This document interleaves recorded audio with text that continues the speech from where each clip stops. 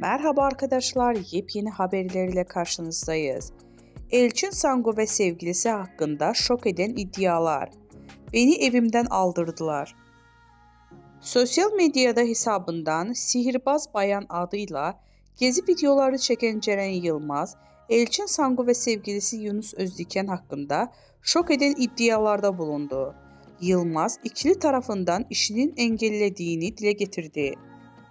24 yaşında kendi başına bir şey yapmak istiyorum diyen Ceren Yılmaz, ikili tarafından işlerinin engellediğini söyledi. Elçin Sangu ve sevgilisi Yunus Özdiken'in kendisine dava açtığını söyleyen Yılmaz, şu ifadeleri kullandı. Görüntü davasıyla ilgili bana bir kağıt geldi.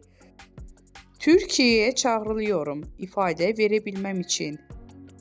Benim bu insanların isimlerini vermemeyim için tehdit ediyorlar. İşlerime taş koyuyorlar.